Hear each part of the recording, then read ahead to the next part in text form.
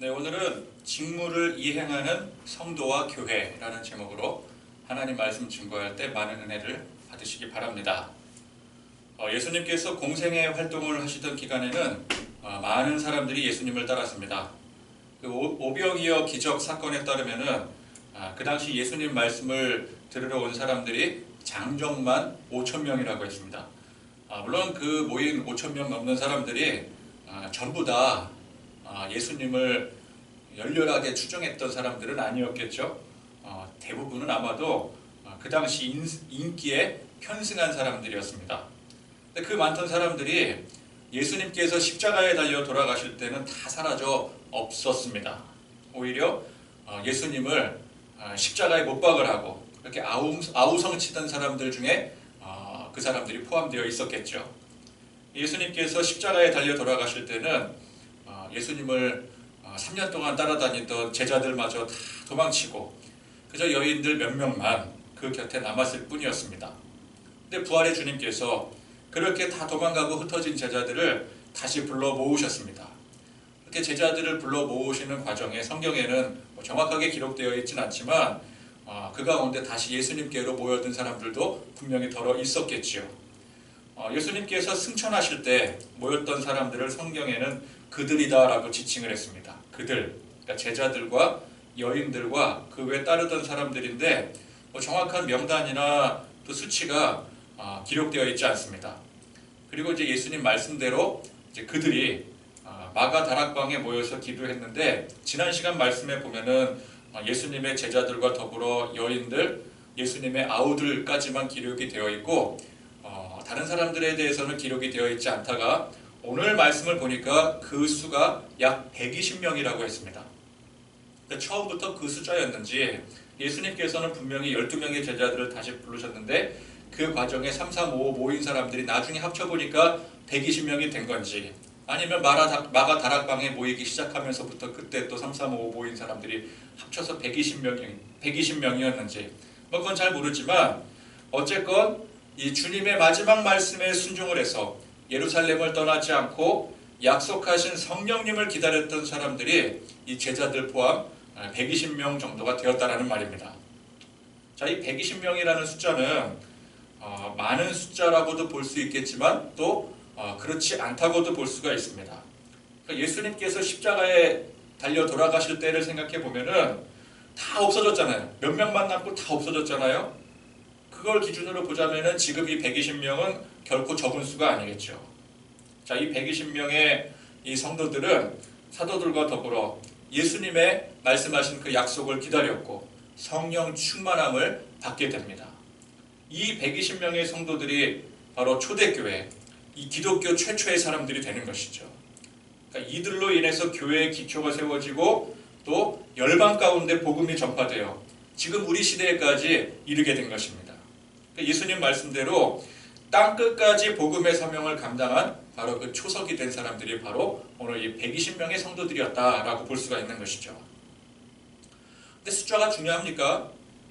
예수님께서 십자가에 돌아가실 때와 비교를 하자면은 120명이 결코 적은 수가 아니라고 했지만 이 기독교라고 하는 지금에 이르는 이 기독교라고 하는 한 거대한 종교를 놓고 보자면은 이 120명은 굉장히 초라한 숫자죠. 자, 그 당시에 120명이 모인들 이 120명 가지고 뭘 할 수 있었겠어요? 자기들끼리 모여서 자기들끼리 믿는 거 같이 공유하고 생활하는 그것은 가능할 테지만 어떤 이 교세를 확장을 해서 온 천하에 복음을 전파하는 일은 상식적으로 불가능한 일입니다. 쿠데타를 일으키려고 해도 120명 가지고 어떻게 사회를 뒤집을 수가 있겠어요? 그래서 이 120명은 많은 수이기도 하지만 적은 수이기도 한 것입니다. 그렇다라고 하는 것은 숫자가 중요한 게 아니라는 것이죠. 많고 적음은 중요한 게 아니라는 것입니다. 120명이 모였건 단 12명이 모였건 아니면 한 사람이 모였건 예수님 말씀을 믿고 그 말씀을 따르고 순종하는 사람들이 있다라는 그 사실이 중요한 것입니다. 주님의 말씀이 중요한 것이죠. 요즘 세상에 우리나라 기독교 인구가 한때는 1000만까지 찍었는데 지금은 몇백만으로 줄었다, 아니다, 1000만이다 이런 수치는 하나도 중요한 게 아니에요. 기독교는 숫자 노름이 아닙니다. 단 한 사람이라 할지라도 예수님을 온전히 믿는 믿음이 중요한 것입니다. 말씀이 내려지는 게 중요한 거예요. 아브라함의 시대나 모세의 시대나 또 오늘 말씀의 이 초대교회 시대나 여러분 성경에서 수적 우세로 어떤 세상을 장악했던 일이 하나도 없습니다.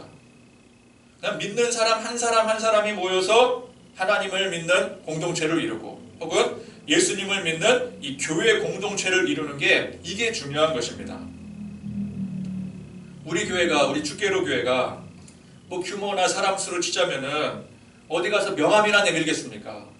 그러나 그런 규모, 사람 수가 아니라 예수님을 믿고 순종하는 사람들 한 사람 한 사람으로서의 교회를 바라본다면 적어도 나는 내가 예수님을 믿는 믿음이 있고 그 믿음을 가지고 주님 말씀에 순종하기 위해서 이렇게 교회를 이루고 있다라고 생각이 되어진다면은 여러분 우리 교회는 주님이 거하시고 성령님이 역사하시는 자랑스럽고 귀한 교회가 되는 거예요. 자, 예수님께서 이제 승천하실 때 예루살렘과 온 유대와 사마리아와 땅끝까지 증인의 사명을 감당하라고 말씀하셨습니다. 그때 이 초대교회 성도들 이후로 지금까지 교회는 정말 주님께서 주신 말씀 그대로 땅끝까지 증인의 사명을 감당을 해왔습니다. 이제 사실 주님이 언제 오셔도 이상하지 않은 시기예요.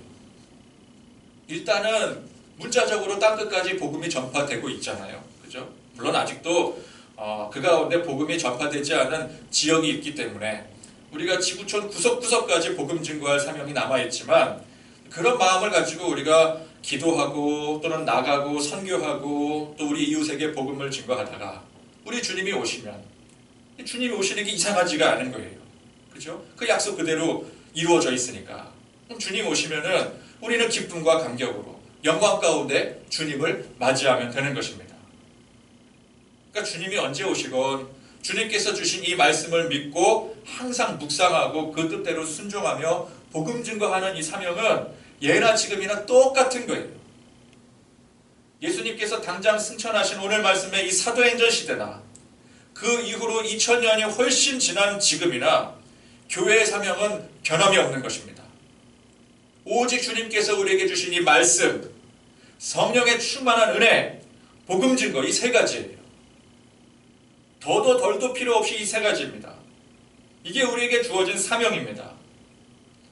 그래서 숫자에 연연할 필요도 없고 재정 확충에 신경 쓸 그런 이유도 없고 어떤 교회가 사회 사업을 확장하기 위해서 거기에 목매일 필요도 없는 거예요.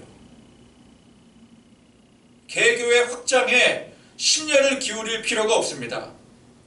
여러분 교회 확장이랑 복음 증거랑은 다른 이야기입니다. 많은 사람들이 교회가 확장이 되어지는 게 곧 복음 증거가 아니냐라고 얘기하는데 우리 교회가 확장되는 거랑 복음 증거랑은 사실 별로 연관성이 없어요. 여러분 한번 생각해 보십시오. 주님이 하신 이 말씀 그대로 우리가 나가서 우리 성도들 한 사람 나가서 각 지역에 혹은 더 지경을 넓혀서 복음을 증거하는데 우리가 복음 증거한 그 사람들이 다 우리 교회에 나와야 되겠습니까? 주님은 한 번도 그런 말씀을 하신 적이 없어요. 꼭 너희 교회에 모집을 하거라 그렇게 말씀하지 않으셨어요. 그냥 복음 증거하라 그러셨어요. 그러면 그 사람들은 자연스럽게 당연하게 그 지역에 있는 가까운 교회에 나가야 되는 거예요. 그래서 복음이 확장되는 일에 집중을 해야지 교회가 확장되는 일에 집중을 하면 안 됩니다. 초대교회 당시에 오로지 주님 주신 말씀 묵상하고 기도에 힘쓰고 복음 증거하는 일이 그것이 교회의 전부였다라고 하면은 지금도 마찬가지예요. 세상이 변해도 결코 변하지 않는 것이 진리입니다. 교회에 주신 말씀, 주님의 말씀은 결코 변하지 않아요. 그건 옛날 말씀이고 지금은 또 지금 시대에 맞게 다르게 해석을 해야지 그거 아닙니다. 성경이 변하지 않았어요. 여러분 초대교회에 주신 이 성경 말씀이 세월이 지금 많이 흘러서 여기에 뭐 첨가가 되고 어떤 시대의 흐름에 따라서 변화가 되었습니까? 업그레이드 되었나요? 아닙니다. 그 시대의 말씀이나 지금의 말씀이나 이 성경 말씀 똑같은 말씀이에요. 똑같은 그 원어를 가지고 지금 우리말로 해석해서 우리가 읽고 듣고 묵상하는 성경책이에요. 그러므로 교회와 성도는 오직 이 변하지 않는 이 주님의 말씀을 붙들고 초대교회처럼 꿋꿋이 주님께서 주신 이 직무에 충성을 다하면 되는 거예요. 직무가 뭐라고요? 주님의 말씀을 믿고 성령의 약속을 기다리고 복음 증거의 사명을 감당하는 것. 이것 외에 주님께서 교회에 주신, 또 성도들에게 주신 직무가 없습니다. 충성스럽게 우리 주님께서 우리에게 맡겨주신 이 직무를 잘 이해하고 또 이행하고 감당한다면 이게 규모가 어떻건 세상이 우리를 어떻게 평가하건 그건 전혀 상관이 없습니다.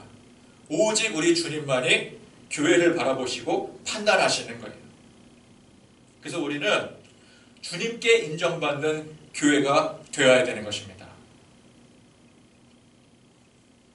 자, 이제 제자들과 또 그 외 무리들 120여 명이 이제 모여서 기도하며 주님께서 약속하신 성령님을 기다리는데, 앞으로 이 성령의 은혜를 받게 되면은 또 주님께서 주시는 사명을 열심히 이 교회가 감당을 해야 되는데, 그 감당하는 일에 있어서 핵심이 될 만한 12명의 사도들을 선정하는 일이 중요하다는 것을 모두가 공감을 합니다.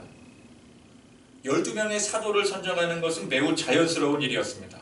애초에 예수님께서 특별히 부르신 사람들이 12명의 제자들이었죠. 예수님은 언제나 이 12명들과 대동을 하셔서 함께 하셨고, 부활하신 후에도 12명을 다시 부르시고 그들에게 먼저 사명을 주셨습니다. 이 사도라고 하는 직책은 특별히 지위에 높고 낮은 그런 개념이 아닙니다. 사도라는 단어의 헬라어 원문이 아포스톨로스라는 단어입니다. 아포스톨로스. 뜻은 파견된 자라는 뜻을 가지고 있어요. 제가 지난번에도 설명드린 적이 있었죠. 즉 우리 주님께서, 예수님께서 직접 부르시고 세상 가운데 보낸 사람들이라는 뜻이에요. 예수님께서 직접 부르시고 파견하신 자들이 바로 당시의 12명의 제자들 아니었겠습니까? 그러나 성령께서 우리 가운데 임하셔서 죄사함 받아 하나님의 자녀된 모든 사람들이 곧 주님께서 택하시고 파견하신 사람들입니다. 그래서 초대교회 당시 사도들이 교회의 우두머리 혹은 권력자, 그런 윗계급에 위치한 사람들이 아니라, 그런 계급적인 그런 구조가 아니라 모든 성도들을 대표하는 위치의 사람들이 되는 거예요. 위아래 계급 구조가 아니라 평등 구조입니다. 우리 모두가 다 같이, 예수를 믿는 우리 모두가, 처음에는 예수님께서 12명을 표본으로 뽑아주셨지만 그 이후에 120명으로 늘게 되고, 그것이 또 초대교회가 복음을 증거해서 만방에 복음이 전파되면서 지금 우리에게까지 이르게 되었지 않았겠습니까? 우리 모두가 주님의 제자들이요 파견된 사도들인 거예요. 근데 그 모든 사람들을 이제 먼저 대표를 하는 것이죠. 대표는 우두머리가 아니라 대신하는 사람입니다. 대리자예요, 대리자. 내가 할 일을 대신하는 거예요. 물론 나도 해야 되겠지만 그걸 먼저 더 대신하는 사람. 그러니까 요즘 말로 치자면은 스텝, 매니저, 그런 사람들이라고 볼 수가 있는 것이죠. 관리해주고 보조해주고 대신해주는 사람. 목사가 다른 사람들과는 어떤 특별한 능력이 있는 그런 특별한 존재가 아니라 우리 모두가 다 똑같은 하나님의 자녀들이요 성도들인데 그 중에 대표하는 사람이 목사 혹은 교역자인 거예요. 그래서 목사만이 무슨 특별한 권능이 임하는 것이 아니라 그 권능이라는 게 있다면 우리 모두가 다 똑같이 권능이 임하게 되는 거예요. 누구든 믿으면, 믿기만 하면 주님의 이름으로 권능을 행할 수가 있는 것입니다. 목사만 특별하기 때문에 어떤 특별한 권능을 행할 수 있는 게 아니라 믿는다면 누구나 다 할 수가 있는 거예요. 그런 개념이에요. 그런 개념에서의 대표이지 대장이 아닙니다. 예수님께서 제일 먼저 택하시기도 하셨고 예수님과 가장 많은 시간을 보낸 12명을 초대교회의 대표로 선정하는 것은 매우 자연스러운 일이었습니다. 그런데 지금 이 시점에서 사실 12명 전부가 온전한 것은 아니었죠. 이 12명의 제자들 가운데는 가룟 유다라는 사람이 있었는데 그는 진작에 예수님을 팔고 그 자괴감으로 자살을 했습니다. 그래서 그 한 명이 빠진 11명이 되었습니다.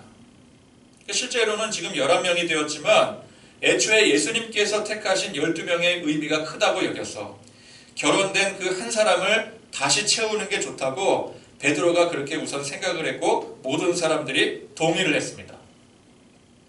그래서 이제 12명에 채택되지 않은 사람들 중에서 그 가운데 항상 이 제자들과 또 예수님과 함께 했었고 또 이 제자들 못지않게 충성한 사람들 중에서 그 가운데 또 추려서 최종적으로 2명이 되었는데 바로 요셉과 마띠아라는 사람이었어요. 이 요셉이랑 마띠아는 둘 중에 어느 누가 되어도 이상하지 않은, 우열을 가리기 힘든 그런 사람들이었습니다. 막상막하였어요. 근데 그렇게 되니까 이제 주님께 기도함으로 제비를 뽑게 됩니다. 제비를 뽑아서 최종적으로 누가 선택이 되어져요? 바로 마띠아라고 하는 사람이 이제 선택이 되어지고, 그래서 이 마띠아가 결혼된 그 사도의 자리를 채우게 되었습니다. 이 제비를 뽑는다라고 하는 것은 어떻게 보면은 운에 맡긴다라는 뜻이 될 수도 있잖아요. 도저히 우열을 가리기 힘들어서 사실 누가 되어도 괜찮은, 뭐 A가 되어도 괜찮고 B가 되어도 괜찮은, 그러니까 우열을 가리기 힘든 상황 아니겠습니까? 근데 그랬을 때 제비를 뽑는 게 가장 뒤탈이 없어요. 그죠? 근데 이제 이것이 세상적인 방식으로 생각을 하자면은 이게 운에 맡기는 것이지만 50대 50의 확률로 운에 맡기는 거냐, 둘 중에 하나를 뽑는 거니까, 그죠? 무기명으로. 근데 세상적 사고관에서의 그 운이 사실은 운이 아니에요. 그러니까 세상적으로 볼 때는 그게 운이지만, 그러나 우리가 주님께 기도하고 맡김으로 인해서 그 운이 곧 주님의 뜻이 되는 것입니다. 기독교적인 세계관 안에서 세상에 일어나는 그 어떤 일도 우연히, 운으로 되는 일은 없습니다. 모든 것은 하나님의 뜻대로 이루어지는 거예요. 하나님의 섭리입니다. 참새 한 마리도 하나님의 허락 없이는 떨어지는 법이 없다고 하잖아요.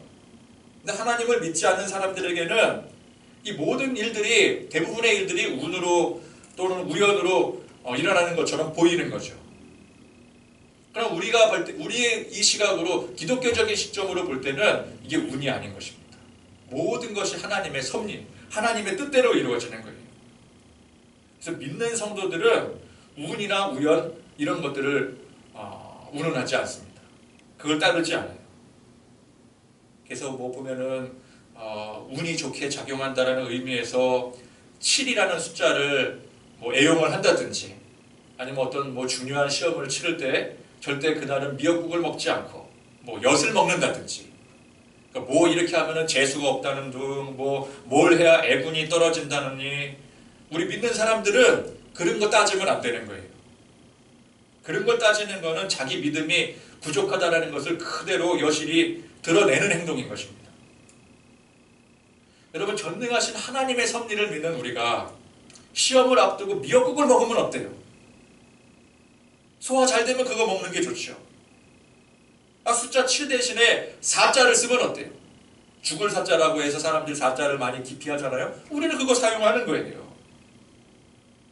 우리 삶 속에 미신적인 요소들이 굉장히 밀접하게 들어와 있는데, 교회 안에도 들어와 있는데, 그런 것들을 잘 분별을 해서 타파할 줄 아는 것도 믿음의 중요한 요소인 것입니다. 그러니까 미신적인 요소들, 그냥 아주 자연스럽게 녹아져 있는 그런 요소들을 우리가 굳이 따를 필요가 없어요. 그 흉내를 내면 안 되는 겁니다. 그걸 우리가 잘 분별할 줄 알아야 돼요. 믿음의 사람 아니겠습니까? 자, 기도하고 제비를 뽑게 되니 이게 얼마나 깔끔해요. 만약에 마띠아가 누가 보더라도 이 요셉보다 더 충성스럽고 누가 보더라도 마띠아가 합당한 사람이라고 한다면은 뭐 굳이 제비 뽑을 일이 있겠습니까? 마띠아 뽑으면 되는 거죠. 근데 우연을 가리기 힘든 상황에서 주님께 기도하고 제비를 뽑는 일만큼 깔끔한 일이 없어요. 그러니까 교회든 어떤 뭐 교회 단체든 간에 그 안에 보면은 항상 이렇게 편가르게 하고, 또 뭐 어떤 사람들은 자꾸 막 서열 따지려고 하고, 뭐 먼저 들어온 사람들이 뽑혀야 된다, 또는 뭐 어떤 사람이 자기가 주장하는 사람이 있는데 그 사람 꼭 뽑아야 된다 그러면 또 그 사람 기분 맞춰야 되죠. 그런 기준을 가지고 뭐 인사 채용을 한다든지 또 임원들을 뽑고 그럴 필요가 없는 것이죠. 여러분, 편가르기나 혹은 서열이나 기분 맞추는 게 그게 기준이 되면은 어떤 선택을 하더라도 항상 싸울 일이 돼버려요. 그죠? 이쪽 편 가르는 사람이 있고 저쪽 편 가르는 사람이 있는데 이쪽을 뽑았어요. 그럼 이쪽에 있는 사람들이 들고 일어날 거잖아요. 그럼 또 그 외에 또 다른 나는 또 누구를 지지를 했었는데 왜 그 사람은 제외를 했느냐? 그러면 또 더 문제가 되는 거고. 그럴 때 하나님 앞에 기도하고 맡기고, 기도한다라는 건 맡긴다라는 뜻이잖아요. 믿음으로 맡기고. 제비 뽑으면은 얼마나 간단한 일이에요. 그렇게 제비를 뽑았는데도 불구하고 부정이다 그거 틀렸다 볼멘 소리를 하고 그런 사람이 있다면 그 사람은 애초에 상종하지 못할 사람이죠. 자기 스스로가 못난 사람이라고 선전하고 다니는 꼴이 됩니다. 그 외에는 모든 사람들이 납득할 만한 가장 좋은 방식이 이 제비뽑기예요. 물론 모든 상황에서 모든 게 다 제비뽑기로 결정이 돼야 된다는 것은 아니지만 오늘과 같은 이런 상황에서 그러니까 누구를 뽑더라도 상관이 없을 그런 후보자들을 최종적으로 추렸을 때에는 그들 중에 제비를 뽑는 게 제일 좋아요. 그러니까 노회장이건 총회장이건 교회 안에 어떤 전도회장이건 부장이건 간에 그 조건에 맞는 사람들을 일단 추립니다. 오늘 말씀에서도 보니까 다 추렸잖아요. 추려서 2명이 나왔잖아요. 그러면 이제 그 조건에 맞는 사람들, 예를 들어서 편가르기 하는 사람들이 이 사람 후보로 뽑아야 된다. 그 사람 후보로 선정해주면 되는 거고. 또 서열이 중요하다 하는 사람들 중에 그 사람들이 합당하다고 생각하는 사람, 그 사람 후보로 선정하면 되고. 또 누가 누구를 뽑아야 된다 그런 사람들 다 그거 존중해줘서 후보로 다 세우는 거예요. 최종적으로. 그 다음에 어떻게 해요? 주님께 맡김으로 제비를 뽑는 거죠. 제비. 그리고 가장 탈없고 가장 깔끔해져요. 투표보다도 훨씬 깔끔합니다. 사도행전에 이렇게 좋은 방식을 이렇게 딱 예시로 보여줬는데 왜 그걸 하지를 못해서 서로 갈라지고 싸우고 다투고 그럽니까? 자, 이렇게 마띠아까지 12명의 사도들이 세워졌는데 이들은 초대교회를 위한 중요한 직무를 감당하게 됩니다. 자, 25절 말씀해 보니까 바로 봉사와 및 사도의 직무라고 하였어요. 그러니까 명예직, 감투직이 아니라 성도들을 대표해서, 교회를 대표해서 더욱더 봉사하고 더욱더 사명 감당할 직무가 바로 이 사도의 직무였습니다. 자, 그런데 원래 그 자리에 있었던, 원래 마띠아가 있어야 될 그 자리에 있었던 사람이 가룟 유다였었잖아요. 근데 유다는 이 직무를 버리고 제 곳으로 갔다고 했어요. 자, 유다는 일찍이 예수님께 선택받은 사람이었습니다. 그리고 선택받은 그 12명의 제자들 중에서 아마도 똑똑하고 성실하고 일을 참 잘하던 사람이었겠죠. 그래서 가장 중요한, 공동체 안에서 가장 중요하다라고 할 수 있는 회개의 업무를 맡았습니다. 자, 이 유다에게 맡겨진 이 직무의 성격이 무엇이라고요? 예수님과 다른 제자들이 해야 될 일들을 자기 자신이 대표해서 더 집중해서 더 열심히 하는 것입니다. 다른 사람들도 다 해야 되는 일인데 그걸 자기가 더 맡아서 더 열심히 하는 거예요. 그만큼 재능이 있으니까. 더 나아가서 장차 주님의 사도로서 초대 교회를 대표해서 봉사와 사도의 사명을 감당하는 것이 그에게 주어진 직무였습니다. 근데 유다는 그 직무를 버렸어요. 애초에 예수님 모시고 다녔던 제자 시절에 그 직무를 버렸습니다. 왜 버렸겠습니까? 자신에게 주어진 이 직무의 성격을 몰랐기 때문에 그래요. 그가 다른 사람들을 제쳐두고 예수님께 선택된 것은 그가 특별하고 잘나서가 아닙니다. 물론 똑똑한 게 있죠. 남들보다 똑똑한 게 있었겠죠. 근데 그게 잘났다라는 게 아니에요. 예수님의 제자들이나 그 외에 다른 사람들이나 다 똑같은 사람들이었습니다. 예수님은 제자들이, 예수님께서 뽑으신 이 제자들이 다른 사람들, 많은 사람들 중에 그 사람들이 믿음이 좋고 우수하고 싹수가 괜찮고 특별해서 그래서 뽑으신 게 아니었어요. 다 똑같은 죄인들 중에 대표로서 뽑으신 거예요. 대표. 자, 유다가 회개의 업무를 맡았지만 그 회개의 업무를 맡았다는 것이 그의 지위를 높여주는 것이 아니었습니다. 남들보다 셈이 빠르고 머리가 좋았을지언정 그게 남들보다 우월하다는 의미가 아니에요. 그만큼 남들을 대신해서 수고하라는 의미가 되는 것입니다. 다른 사람들이 할 수고를 대신하는 거예요. 내가 대신하는 거예요. 내가 그만큼의 재능을 갖고 있으니까. 여러분, 사람마다 재능이 다르고 능력이 다릅니다. 그래서 그 재능이나 능력대로 일을 맡아서 감당하게 될 때 그것 가지고 우월감을 가질 필요가 없는 거예요. 내가 남들보다 앞선 재능과 능력을 가지고 다른 사람들이 할 그 수고를 대신하는 거예요. 다른 사람들보다 더 많이 일하는 거예요. 하나님께서 우리에게 재능을 주신 이유는 그것으로 남들보다 높아져서 자랑하고 교만해지라고 주신 것이 아니라 그 반대입니다. 재능을 더 주신 만큼 다른 사람들보다 더 열심히 일하라는 뜻이에요. 더 도우라는 얘기예요. 그래서 우리는 내가 어떤 특별한 재능과 능력이 있을 때, 야, 그게 남들보다 난 더 탁월한 게 있으니까 내가 더 높아지는 사람이야, 내가 더 위대한 사람이야, 높아지는 게 아니라 내가 다른 사람들이 갖지 않고 있는 다른 특별한 것들을 가지고 있으니까 그것을 가지고 더 열심히 일해야 되지. 더 열심히 봉사해야지. 그 마음으로 더욱더 낮아져야 되는 거예요.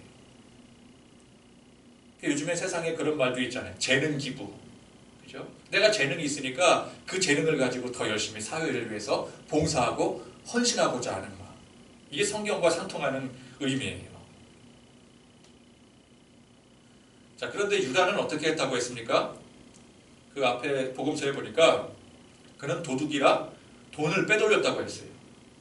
그러니까 자기가 가지고 있는 재능을 가지고 자신을 더욱더 낮추고 봉사하고 더 열심히 일하려고 했으면은 이 성경적 의미에서의 바른 재능관을 가지고 재능 기부를 했더라면은 그가 돈을 빼돌릴 리가 있겠습니까? 어떻게 해서든지 돈을 더 모으려고 했었겠죠. 근데 그걸 이용을 해서 돈을 빼돌린다라고 하는 것은 자기의 유익을 도모한다는 뜻이잖아요. 자기의 유익에 우선권이 있다는 뜻이잖아요. 자기가 유익을 얻기 위해서는 이 공동체고 뭐고 상관없다. 이 공동체의 돈이 곧 내 돈이 된다. 뭐 그런 태도 아니겠습니까? 그는 자기가 가지고 있는 재능을 가지고 더 유익을 얻고 더 인정받기를 원했어요. 근데 한계에 부딪힙니다. 예수님이 도통 세상에 야망을 펼치실 생각이 없으신 거예요. 이게 돈 빼돌리는 것도 한계가 있죠. 뭐가 있어야 빼돌리지. 그렇죠? 없는데 뭘 빼돌려요? 그는 여기에서 이제 더 이상 자기 유익을 찾을 수 없다고 생각을 했어요. 그래서 배신했습니다. 자기 직무를 버리고 제 곳으로 갔어요. 자, 여기서 말하는 제 곳이 어디입니까? 자기 유익을 쫓고자 하는 인간의 욕망, 높아지려고 하는 교만이 바로 자기가 가는 길이에요. 제 곳. 물론 다른 제자들도 다 그런 자기 유익에 대한 욕망, 교만이 다 있었습니다. 애초에 예수님께서 죄인들 중에 대표를 뽑으셨다고 하지 않았습니까? 다 똑같은 한 통속이라는 얘기예요. 그러나 똑같이 예수님 배신하고 직무를 버리고 제 곳으로 돌아갔더라도 유다만 그런 게 아니라 다른 제자들도 다 제 곳으로 돌아가 버렸잖아요. 근데 이 다른 제자들은 다시 예수님의 부르심을 듣고 주님께서 맡기신 직무를 오늘 말씀에 찾을 수가 있었어요. 그러나 유다는 끝내 주님께서 맡기신 직무를 찾지 못합니다. 결국 영원히 제 곳으로 가버렸습니다. 이 얼마나 안타까운 일입니까? 여러분, 우리가 다 죄인입니다. 우리도 뭐 다 똑같이 내 유익을 위해서 살고 그게 욕망이 되고 교만이 되고 우리 주님 앞에 다 죄인들이에요. 그래서 주님은 항상 우리에게 기회를 주십니다. 언제나 용서하시고 언제나 돌아오기를 기다리셔요. 그래서 죄 짓고 죄악 가운데 거하는 게 그게 그 자체가 문제가 아니라 그럼에도 주님께 돌아가 용서를 받는 게 중요한 거잖아요. 근데 끝까지 주님께 돌아가지 않는 게 문제예요. 죄 짓는 것 자체가 물론 문제이지만 그것보다 더 심한 문제는 돌아가지 않는 게 문제인 거예요. 죄를 짓더라도 돌아가면 돼요. 왜? 우리 주님은 항상 기다리시니까. 항상 용서할 준비를 가지시고 기다리시니까. 돌아가기만 하면 되는 거거든요. 근데 돌아가지 않는 게 이게 문제, 진짜 문제인 거예요. 불뱀에 물리고 구리뱀 매달아서 그거 쳐다보면 된다고 하는데 끝까지 그거 안 쳐다보는 게 이게 문제인 거예요. 불뱀에 물린 게 문제가 아니라 그거 안 보는 게 문제인 거예요. 우리가 생각할 때 보통 사람들이 생각할 때 불뱀에 물렸으니까 이거 죽게 되었다. 이게 문제다. 그렇게 생각을 하는데 불뱀에 물린 거는 문제가 되지 않아요. 사실은. 저 장대 높이 매달린 그 구리뱀을 쳐다봐야지 되는데 그거 끝까지 보지 않는 게 그게 문제인 것입니다. 우리가 사실 이 가룟 유다를 욕할 근본이 못 돼요.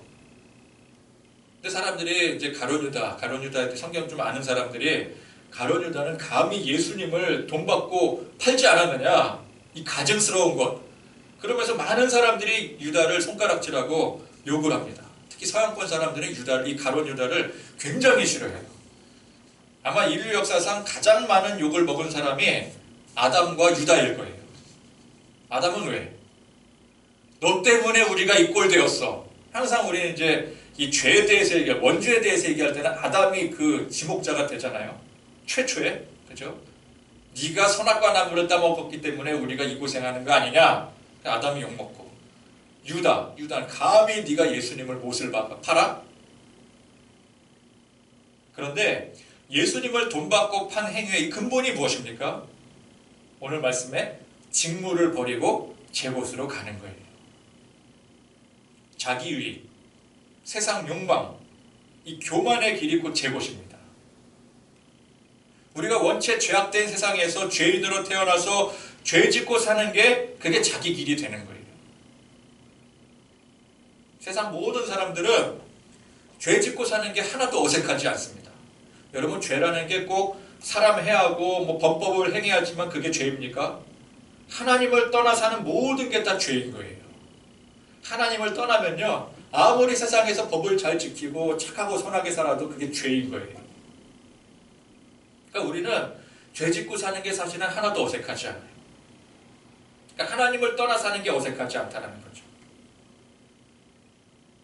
우리가 하나님을 온전히 믿고 예수님의 사명을 온전히 감당하는 이 직무를 떠나게 되면 전부 다 제 곳, 그 죄의 길로 가게 되는 것입니다. 교회는 열심히 다녀요. 그런데 열심히 다니는 그 행위의 노력은 있는데, 결실은 있는 것 같은데 내 안에 세상에서 내가 잘 되고 싶은 유익이 있고 그것이 나도 모르는 욕망이 되어 있고, 그렇다면은 직무를 버리고 제 곳으로 가고 있는 거예요.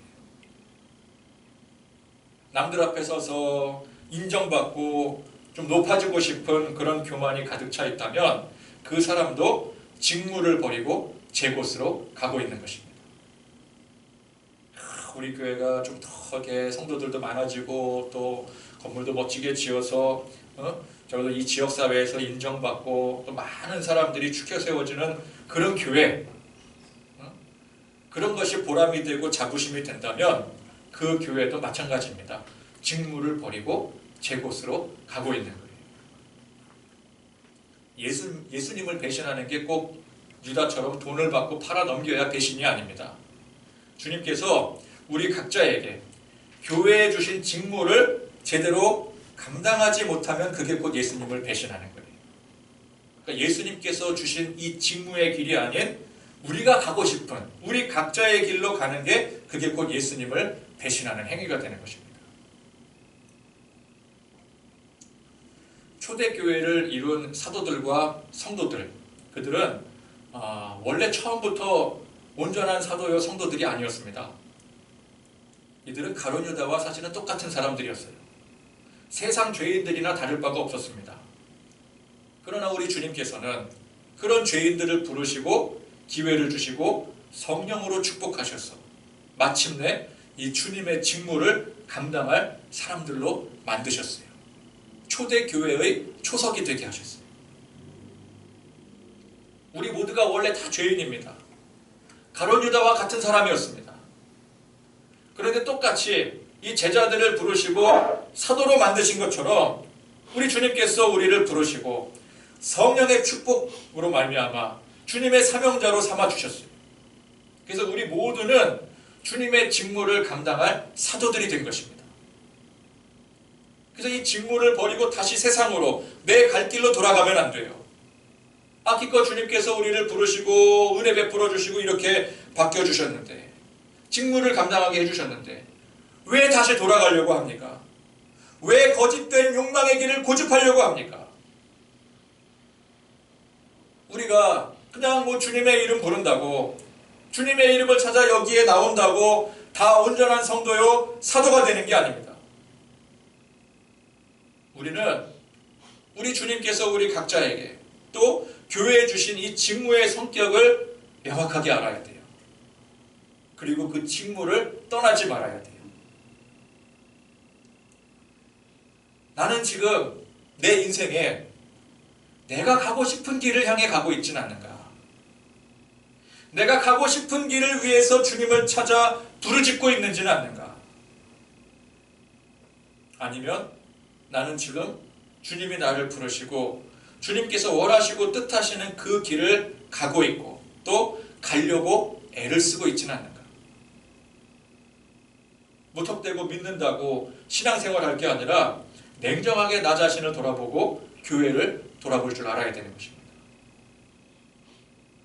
우리는 믿는다면서 그 믿음의 기준이 자꾸 세상이 되어버려요. 세상 기준에 나를 맞추고 교회를 맞추고 생각을 합니다. 근데 그거는 직무를 저버리는 길이에요. 아무리 열심히 한다 한들 빗나간 방향으로 인한 열심은 결국 직무를 버리고 제 곳으로 향하는 길이 되는 것입니다. 가룟 유다와 사도들의 차이점이 무엇입니까? 예수님을 팔고 안 팔고의 문제가 아니에요. 다 똑같은 죄인들인데 사도들은 주님의 부르심의 약속을 기다렸습니다. 주님의 말씀을 듣고 그 말씀 그대로 이행을 했습니다. 여러분, 우리 각자 한 사람 한 사람들이 어떤 사람인지, 어떤 능력자인지, 세상에서 어떤 평가를 받는 사람인지 그런 거 아무런 상관이 없어요. 어차피 다 똑같은 죄인이에요. 그런데 오직 주님의 말씀 붙들고 그 말씀대로 순종하려고 하는 사람이, 그 사람이 바로 주님의 사람이요 직무를 제대로 이행하는 사람이 되는 것입니다. 여러분, 오늘 이 말씀을 통해서 우리 주님께서 우리를 부르시고 우리에게 직무를 주신 이 사실에, 이 은혜에 감격하실 수 있기를 바랍니다. 그래서 그 직무를 온전히 감당하고 또 그렇게 감당하는 성도와 교회가 되기를 간절히 소망하는 마음으로 오늘 말씀의 은혜를 받으시길 바랍니다. 기도하겠습니다. 하나님 아버지, 감사드립니다. 제자들이 처음부터 다 사도행전의 사도들처럼 그렇게 주님의 직무를 온전히 감당할 수 있는 사람들이 아니었습니다. 가룟 유다나 제자들이나 세상 사람들이나 다 똑같은 죄인들이었습니다.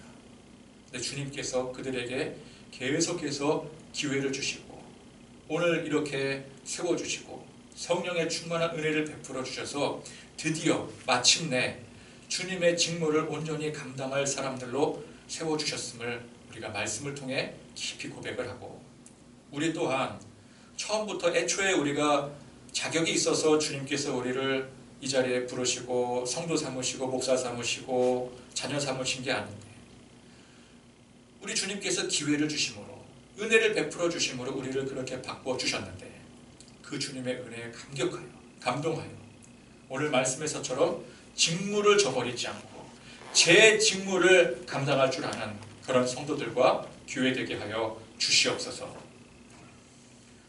우리 주 예수 그리스도의 은혜와 하나님의 사랑과 성령의 교통하심이 주님께서 주신 온전한 직무를 지켜 주님 앞에 진정 칭찬받는 성도와 교회 되기를 소망하는 모든 성도들 머리머리 위에 지금부터 영원토록 함께 하시기를 간절히 축원하옵나이다. 아멘.